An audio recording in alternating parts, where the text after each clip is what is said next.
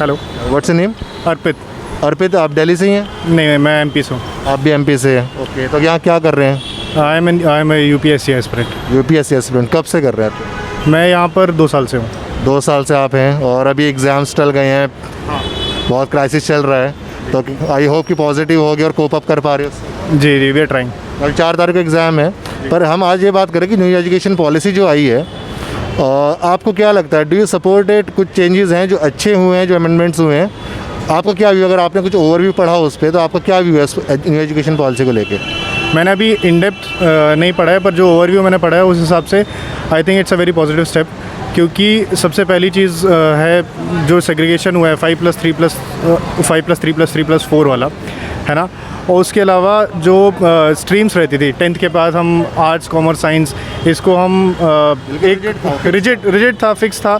और फिक्स होने के साथ साथ उसमें एक हायरार्की भी बन चुकी थी कि जो एक टॉपर बच्चा है वो साइंस ही लेगा। तो वो एक रिजिड स्ट्रक्चर जो है वो ब्रेक होना बहुत ज़रूरी भी था, क्योंकि आगे चल के भी आपको होलिस्टिकली ही रिक्वायरमेंट होती है, चाहे आप जॉब में जाते हो या एक पर्सपेक्टिव बिल्ड करने के हिसाब से भी ये होता है। तो दीज आर सम। जो वोकेशनल ट्रेनिंग आप कह रहे हैं 10 दिन की ट्रेनिंग कराएंगे साल में या 6 महीने में, वो कहाँ तक आपको सही लग रहा है? ये इसलिए बहुत ज़्यादा ज़रूरी है कि हमारे एजुकेशन सिस्टम जो था वो काफ़ी ज़्यादा एग्ज़ाम बेस्ड हो चुका था। तो एग्ज़ाम बेस्ड से हम स्किल बेस्ड कर रहे हैं उसको, और साथ में ये एक we are preparing the youth for jobs, we are preparing them for skill jobs. हाँ, स्किल जॉब्स। तो आई थिंक जो हमारा इन्वेस्टमेंट है ह्यूमन रिसोर्सेज में, वो बहुत ज़्यादा ज़रूरी है। And if we draw an analogy कि चाइना ने बहुत ज़्यादा ह्यूमन रिसोर्स पर इन्वेस्ट किया था ड्यूरिंग 60s to 80s, और उसके बाद फिर उन्हें उसका रिज़ल्ट इकोनॉमी में भी पड़ा। सो इम्पैक्ट होता है एजुकेशन डेफिनेटली। तो it will be a very we should welcome this, क्योंकि ये बहुत पॉजिटिव इसका इम्पैक्ट होगा आगे चल के। यू आर एन इंजीनियर, और ये आपने क्या लिया था 12th में, क्या करा? I was a science student, plus optional मैंने कंप्यूटर साइंस में लिया था, and then I did computer science engineering. तो यस। तो अब जो ऑप्शंस आ रहे हैं कि साइंस के साथ आप हिस्ट्री भी पढ़ सकते हो, पॉलिटिकल भी पढ़ सकते हो, या म्यूज़िक भी ले सकते हो, कहाँ तक सही लग रहा है आपको? मुझे बहुत सही लग रहा है, और इसके साथ में ना सिर्फ ये रिस्ट्रिक्शंस जो रिजिड कंपार्टमेंटलाइजेशन था वो ख़त्म हो रहा है, इसके साथ ये भी हो रहा है कि जो बाकी के सब्जेक्ट्स हैं उन पे वेटेज भी इक्वली जा रहा है। स्पोर्ट्स हो या म्यूज़िक हो, इनको भी इक्वली वेटेज दिया जा रहा है, सेम एज़ कंप्यूटर साइंस या किसी और चीज़ में। प्लस 6th क्लास से जो आई थिंक कोडिंग और ये सब चीज़ें भी सिखा रहे हैं, दैट इज़ ऑल्सो गुड।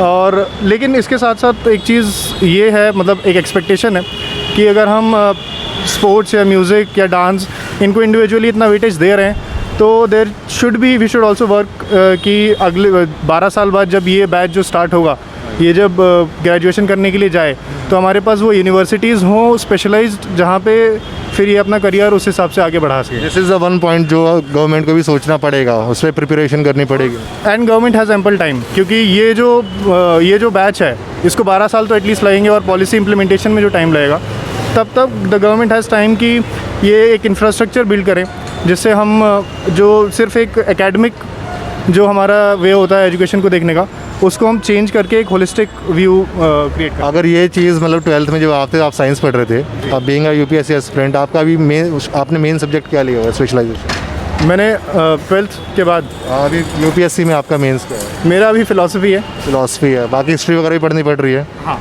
पर अगर वही चीज़ पहले इंप्लीमेंट हो जाती तो कहाँ तक आपको पर्सनली बेनिफिट करती है?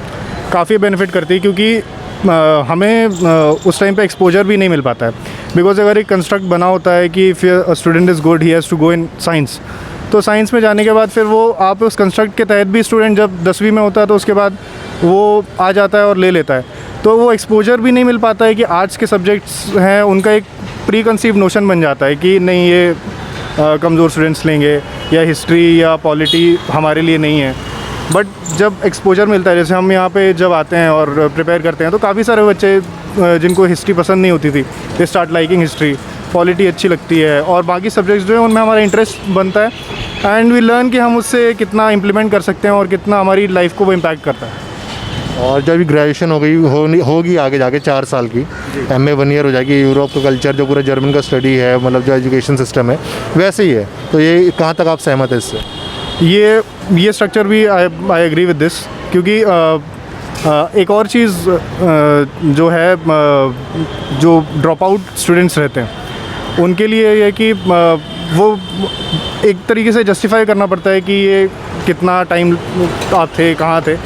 और जैसे हम कोविड-19 सिचुएशन में अभी देख रहे हैं कि जो स्टूडेंट्स हैं जो वेल ऑफ हैं वो जो कम्युनिकेशन डिवाइसेस उनके पास हैं उनको उतना ज़्यादा इम्पैक्ट नहीं हुआ एजुकेशन में, बट बाकी लोगों को हुआ है। तो अगर इस तरीके की पॉलिसी आती है तो अलॉन्ग विथ अदर इनिशिएटिव्स जैसे गवर्नमेंट के चल रहे हैं, जैसे स्वयं प्रभा है, तो अगर आपके पास इंटरनेट नहीं भी है तो टीवी के थ्रू उसमें एजुकेशन चल रहा है, तो उसके थ्रू स्टूडेंट्स प्रिपेयर कर सकते हैं।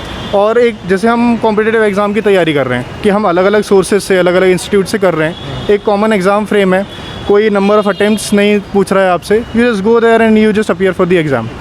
तो अगर आप कितने साल ड्रॉप आउट रहे और क्या है वो इम्पैक्ट करना बंद हो जाता है, तो पीपल के इंडिविजुअली प्रिपेयर, जो भी ब्रिलियंट स्टूडेंट्स हैं वो कर सकते हैं।